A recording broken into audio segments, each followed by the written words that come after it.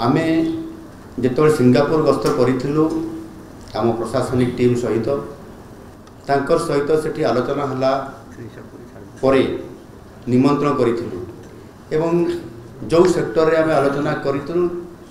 सेही अनुसार ही आम समस्त जो आमे प्रपोजाल देइथिलु प्रस्ताव देइथिलु से प्रस्ताव गुडिक उपरे से फोकस करिसंती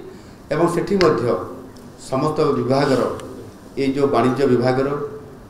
एवं आपंकर ट्रांसपोर्टिंग विभागर सहरांचल विकास IT sector industry sector port base industry ये समस्त कथा को सेमीकंडक्टर पर्यंत समस्त कथा को जहाँ फोकस करूँ से आधार रे ही आमे आलोचना कला परे राष्ट्रपति महोदय को निमंत्रण कला परे सेमाने स्वतंत्रता जहाँ देइथिले आम कथा को रक्षा करथिले एवं आज आलोचना हेछि या परे मध्य आहुरी अनेक सेक्टर रे मध्य आगामी दिन रे ताकर सहित बुझामणा पत्र हेबार संभावना अछि सेमाने मध्य आशा व्यक्त करिसंती एवं आमे आशावादी अछि जहाँ आमे आलोचना करिथिलु ताहा आमे सफलता पाइछु आगामी दिन रे आहुरी मध्य अनेक विभागर निश्चित भाव रे एथिरे आमे ताकर सहित बुझामणा करिवार आलोचना जारी रही एवं निश्चित भाव में ताहा संभावना हो पारिबो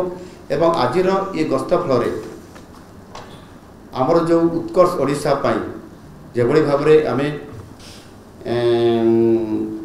करिया पाई जाउछु 28-29 तारीख रे मेक इन ओडिशा कॉन्क्लेव ता उपरे बहुत सुदूर प्रसारी प्रभाव पड़िबा आरंभ करिछि एवं अनेक उद्योगी निवेशकारी सेमाने मध्य आमर सहित जोगाजोग रे सेमाने एबे गोटे प्रकार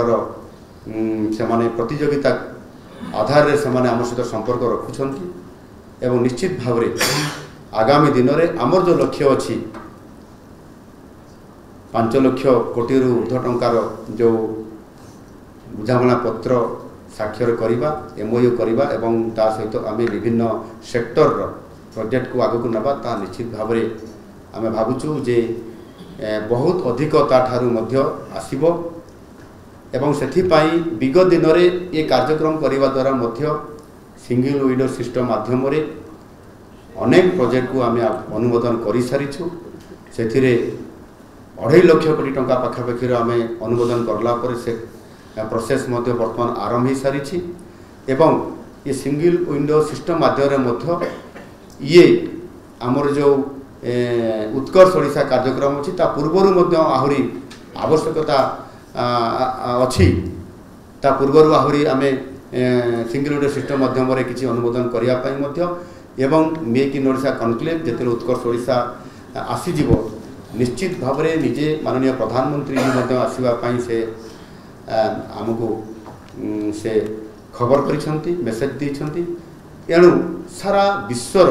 जो माने बड़ बड़ निवेशकारी अच्छी एवं भारत वर्षर से माने वर्तमान ओडिशा उपरे फोकस करुछंती जेते बेले आज आप देखंतु ये वास्तव कथा होउछि जे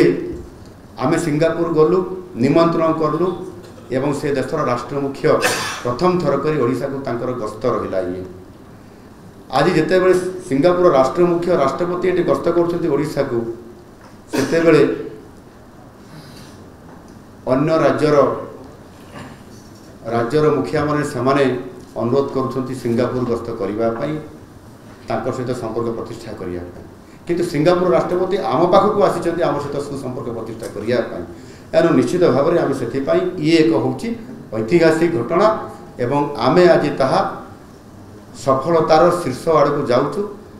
आउ से निश्चित भाव में सफलता लाभ करूँ से ओडिशार 4.5 कोटी जनसाधारण सहयोग आशीर्वाद एवं महाप्रभु जगन्नाथ आशीर्वाद सहित आपण मैंने जो मैंने आज ये गणमाध्यम दायित्व और नेतृत्व नौकरी गणतंत्र चतुर्थ स्तंभ हिसाब से आपण मान बहुत भूमिका अच्छी अवदान अच्छी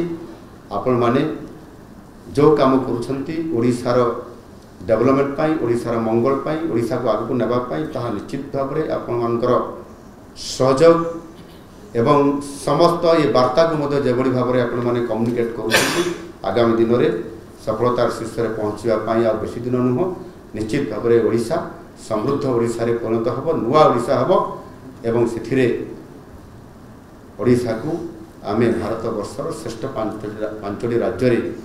आमे सामिल करि परिबा अर्थनैतिक क्षेत्र में भित्तिभूमि क्षेत्र में और ताहा बेसी दिन नुह निश्चित भाव में जो गुरुदायित्व आमको दिखाई ताहा सफल नेतृत्व आम दे पारिबु। देखंतु एथर भिन्नता रहिबो जे गत सरकार कहूतिले आमे कथारे नुहे कामरे विश्वास करू किंतु केते तांकर कथा